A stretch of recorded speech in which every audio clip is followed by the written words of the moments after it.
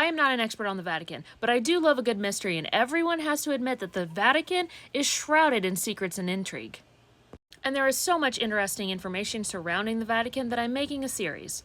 And this first part is background information and fast facts about the Vatican. The Vatican is the smallest country in the world at only 109 acres, which is smaller than most malls. In 1929, the Lateran Treaty was signed, which established Vatican City as a sovereign state independent of Italy. The Vatican has its own currency and stamps. The Vatican mints its own euro coins with the Pope's face on them. It also has its own Vatican stamps, and both of these are highly collectible.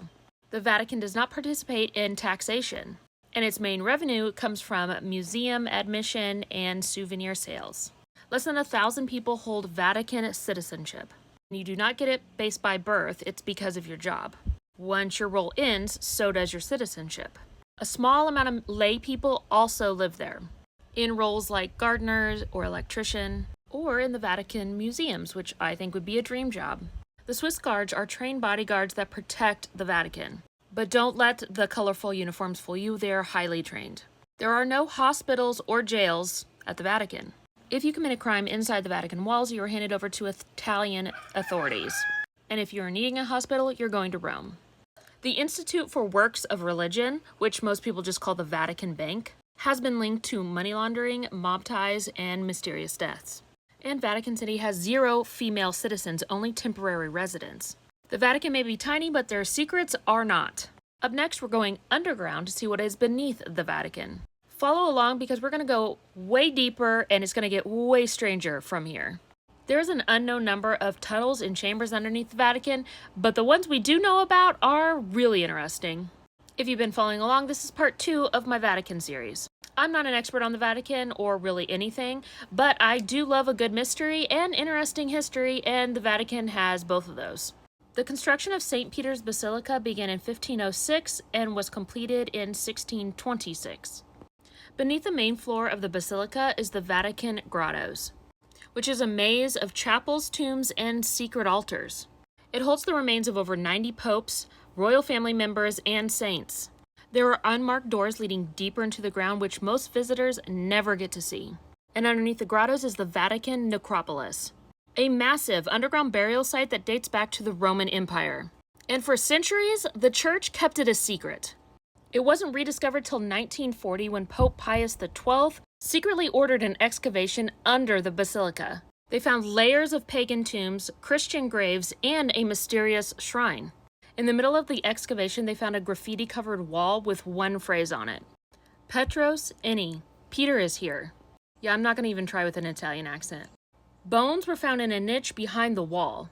Male, in his 60s, missing his feet. Many believe these are the actual remains of St. Peter, who was the first pope and was crucified upside down by Emperor Nero.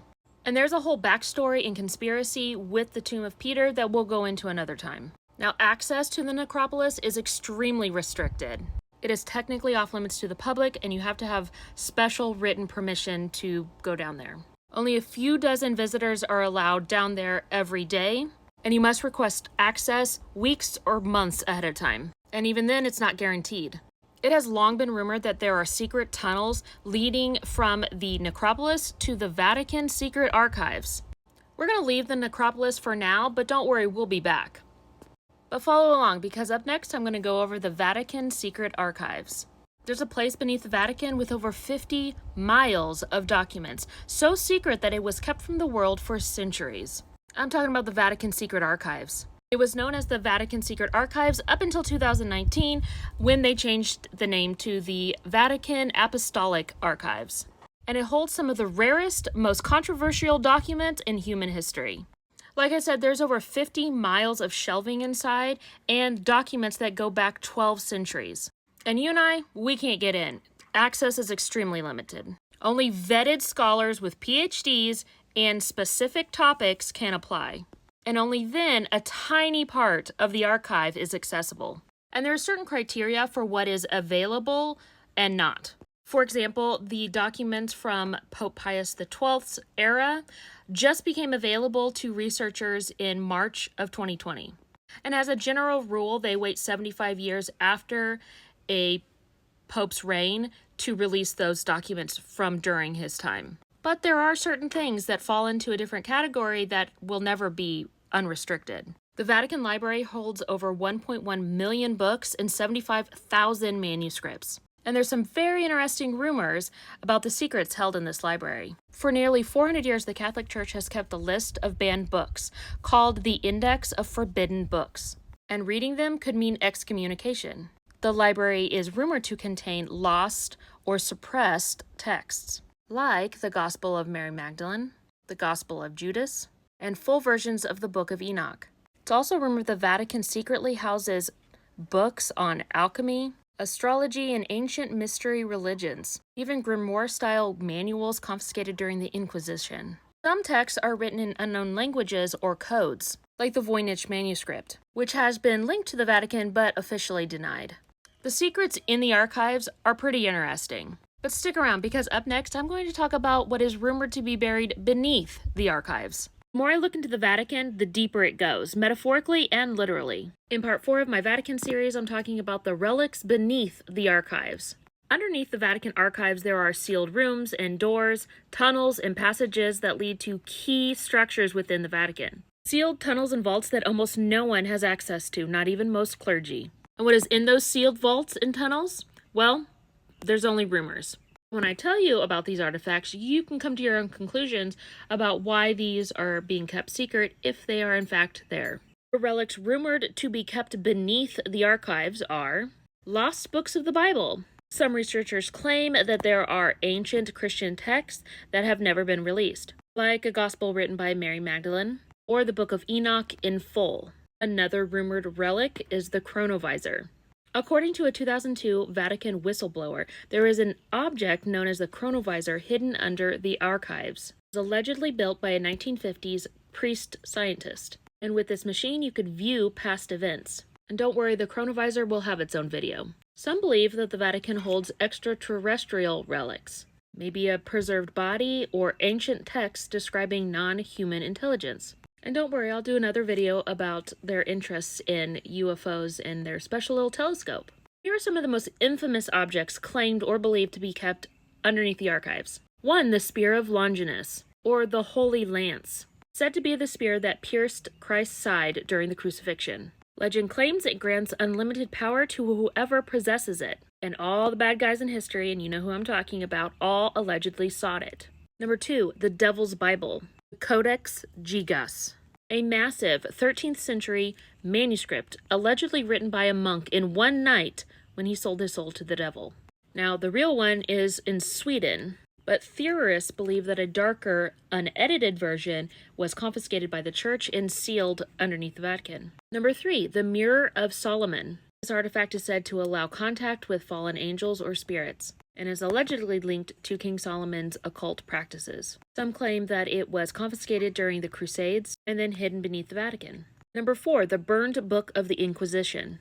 This is a rumored grimoire that was recovered from a witch trial, partially burned but still legible, said to contain rituals that can summon spirits or invoke curses. Reportedly too dangerous to destroy completely, so they just hid it under the Vatican under lock and key.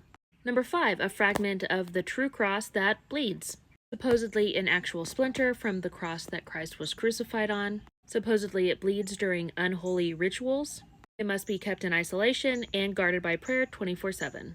And last but not least, the mummified head of a saint that still whispers from time to time. Allegedly, several popes ordered for it to be locked away and never spoken of again. Now, officially, the Vatican has none of these relics.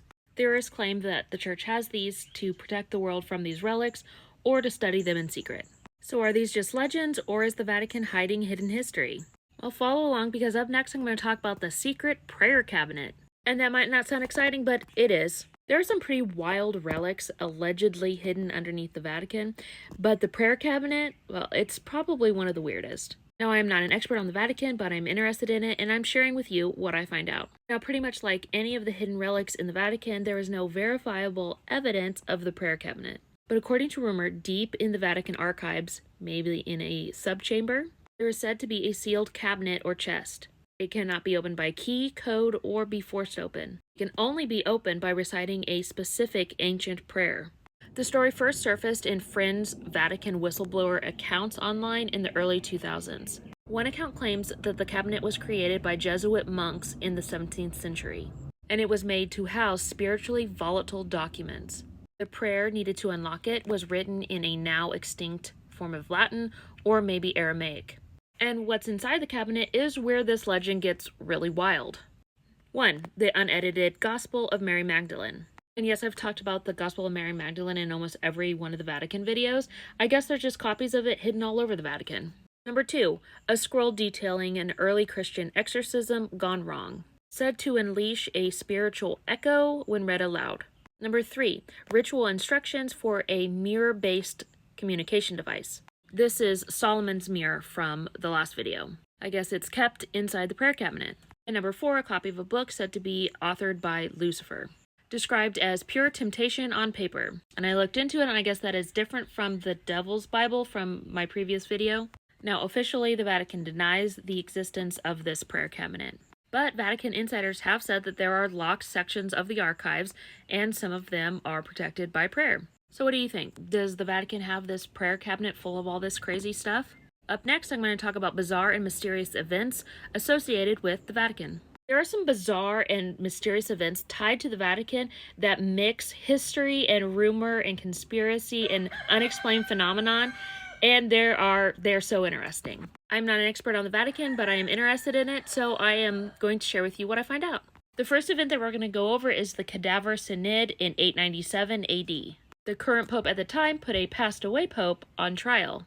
Pope Stephen VI literally exhumed the body of Pope Formosus, dressed him in papal robes, propped him up on a throne, and put him on trial for crimes against the church.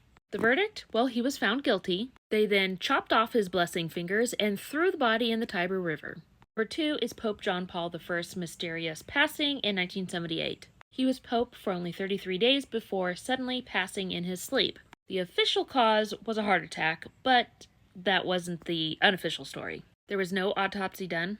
His body was allegedly found by a nun and not a doctor or a guard. And he had just announced that he was going to clean up the corruption surrounding the Vatican Bank. Some believe that his passing was at the hands of insiders who were afraid of what he was going to expose. Number 3, the third secret of Fatima cover-up.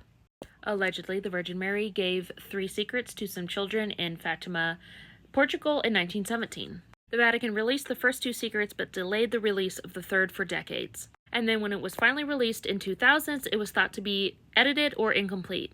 Former insiders claim that it predicted that the fall of the Vatican would come from within, or even a false pope controlled by dark forces.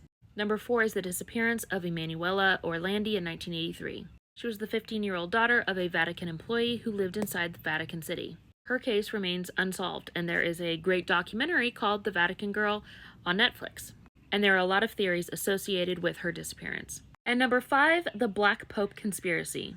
Now, the Black Pope is a nickname for the Superior General of the Jesuits. Try and say that 5 times fast. Who supposedly has more power than the Pope himself. The Black Pope is said to operate in the shadows, controlling Vatican policy, influencing world events, and maintaining hidden doctrine. Some even tie this figure to the New World Order and secret pacts dating back to ancient Babylonian mystery religions. And that is just a few of the bizarre events that are associated with the Vatican. There are a lot more. Follow along, because up next I'm going to talk about the Vatican's obsession with UFOs and their Lucifer telescope.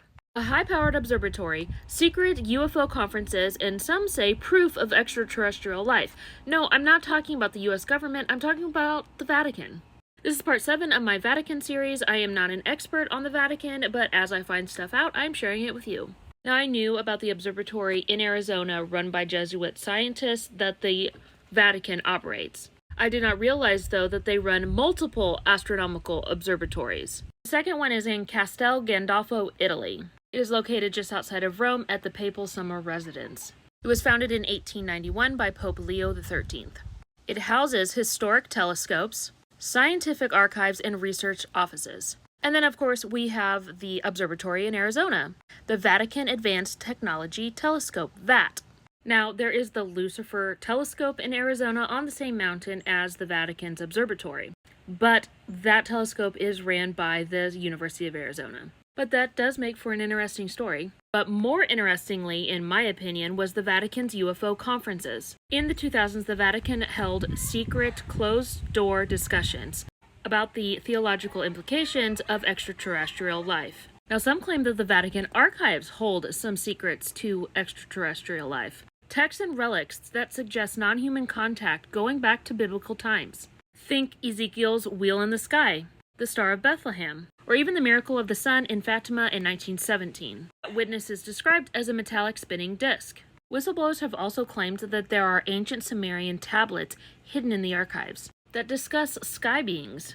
You also have Vatican scientists who have publicly entertained ET life. That, coupled with their very serious interest in space, plus what could be in the archives, makes you wonder, does the Vatican know more than they're letting on? My own super quick opinion, I don't think they're extraterrestrial, I think they're interdimensional. Follow along, because up next we're going to do a deeper dive on the chronovisor, the Vatican's time machine. The chronovisor, the Vatican's time machine, on this episode of What in the World? This is part 8 of my Vatican series. I am not an expert on the Vatican, but I find it all interesting, so when I find interesting stuff, I'm sharing it with you. There's allegedly all this weird stuff buried underneath the Vatican in their archives, and the chronovisor is supposedly one of them. The chronovisor was said to be able to view past and maybe future events. It's not a time machine per se, it's more like a monitor that can stream past events. A historical DVR. And this story comes from Father Pellegrino Ornetti. He was a Benedictine monk, and a physicist, an exorcist, and a musician. And he claimed in the 1950s that he, along with a group of scientists, created the chronovisor. And some of these scientists included Nobel Prize-winning physicist Enrico Fermi and rocket scientist Wernher von Braun. And while there's no proof that either one of these guys worked on the chronovisor because there's no evidence that the chronovisor even exists, they didn't dispute it. Ornetti said the machine uses electromagnetic waves which never disappear, that it picks up imprints of energy left by people and events. It had a viewing screen or a monitor, and a keyboard or a dial system to tune into the historical events. It draws on the fringe idea that all sound and light leaves behind a permanent vibrational residue. With the chronovisor, Ornetti claimed to have witnessed the crucifixion of Jesus, performance of a lost Roman play, speeches by Napoleon and Mustache Guy, and even future events that he refused to talk about. He claimed the Vatican took possession of the device and classified it as a state secret, fearing it would cause a mass panic. Also that it would undermine free will, political power, and church doctrine.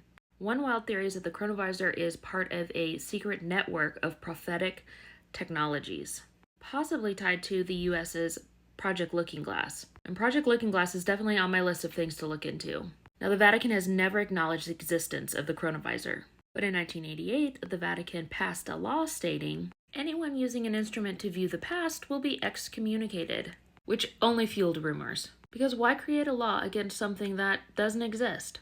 Ornetti passed away in 1994, allegedly silenced or coerced into denying the story on his deathbed.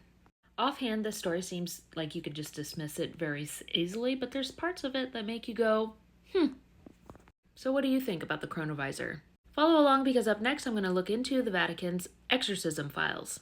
The Vatican's exorcism files are real and terrifying and mainly kept out of public view. This is part 9 of my Vatican series, and I'm just going to give you a word of warning. If you don't like this topic, I wouldn't watch this video. I am not an expert on the Vatican, but anytime I find something interesting, I am sending it on to you. So what exactly are the Vatican's exorcism files?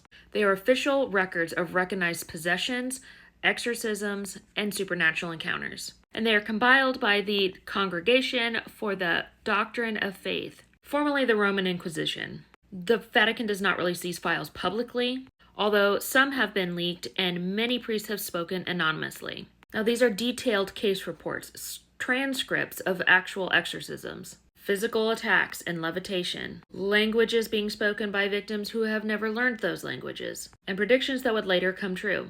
And there are also heavily guarded audio recordings. There is an alleged classification system that ranks the severity of possession. And if you've never listened to any of the interviews with Art Bell and Father Malachi Martin, I highly suggest you listen to those. He does talk about specifically the ranking system, and he has all these exorcism stories because he was once a Jesuit exorcist. Back to the classification system. Type 1, psychological mimicry. Type 2, confirmed oppression. Type 3, full demonic possession. And it's not listed, but Dr. Malachi Martin always talks about the perfectly possessed. And then we have type 403, anomalies that don't fit known demonic classification. Now, the chief exorcism of Rome is who handles these files, and that was formerly Father Gabriel Amorth. After his death, though, no successor has been named publicly, but many believe the work continues secretly. And here are some alleged 403 case files. Number 1, the entity from the wall, Germany, 1994. A teenage boy started speaking in mathematical patterns, drawing complex diagrams that no one could identify. He claimed that a being from outside the spiral of time was, quote, watching us through the walls. During the attempted exorcism, supposedly the boy's eyes rolled back in his head and he levitated sideways into a wall. Supposedly the priest doing the exorcism suffered a stroke mid-ceremony and then afterwards refused to talk about it. Notes from this case are allegedly locked away in the 403 file. Case number 2, the voice beneath, Peru, 2006. In a remote village, multiple people started speaking in unison in an unknown language, including elderly and children. When Vatican investigators arrived, they found a crater near the village that the villagers claimed opened from the sky. The alleged entities communicated in sound frequencies and not words. The case was quickly escalated to the Vatican and then shut down, with no follow-up reports released. Locals say the priests were never the same. And case number 3, the multiplicity in 1987. A nun in her 40s began exhibiting signs of possession, but with a twist. She began switching between multiple entities, each with a unique vocal frequency and dialect. Some claimed one of the voices spoke in reverse Latin, and it referenced Vatican internal codes that had never been released publicly. An attending exorcist said that there seemed to be a third intelligence in the room, which he described as cold, non-emotional, and just watching. The rite was abandoned. The nun later vanished from the convent, and her name was removed from official church records. Now, supposedly the Vatican has proof of these supernatural events, but they do not want to release them because of the privacy of the individual, which I get to a point. What are your thoughts? Follow along because up next I'm going to talk about the connection between the Knights Templar and the Vatican. I always thought the Knights Templar was fiction rooted in history, kind of like King Arthur, and I 100% blame that on Indiana Jones and the Last Crusade. Come to find out while researching the Vatican that the Knights Templar were 100% real. This is part 10 of my Vatican series. I am not an expert on the Vatican or anything, but as I learn things, I'm sharing them with you. And I have a summer cold and am very stuffy, so if I sound like that, I'm sorry. The Knights Templar was founded in 1119, and they were elite warrior monks that were tasked with protecting Christian pilgrims during the Crusades. They answered directly to the Pope, which made them untouchable to lords and kings. Over time, they became wealthy bankers and landowners. I'm pretty sure that's where all their problems started. The Templars were supported and blessed by the Catholic Church, especially Pope Innocent II.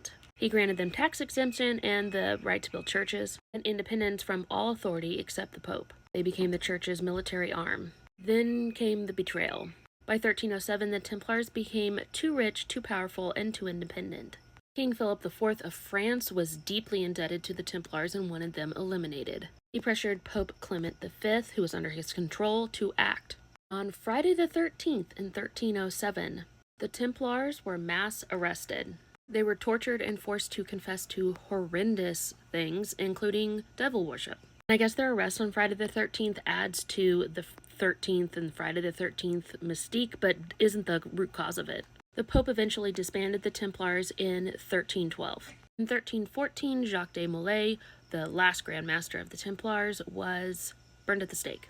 His last words, reportedly, were a curse on the Pope and the King, who both ended up passing within the year. Now, there are a lot of theories and folklore surrounding the Templars. There are rumors that a small group of Templars escaped with a bunch of relics, and that they still possess things like the Holy Grail and the Ark of the Covenant. Some say the Templars still operate today as a secret society, and that they use relics like the Ark of the Covenant and the Holy Grail to maintain power and control global events today.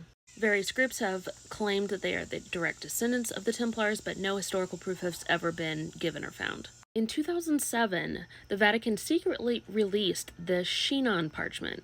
This is a document showing that Pope Clement V secretly absolved the Templars of hearsay, basically saying that the Vatican knew they were innocent this whole time. What are your thoughts on the Knights Templar? Follow along because up next we're going to look at the giants and ancient tech that could be hidden under the Vatican.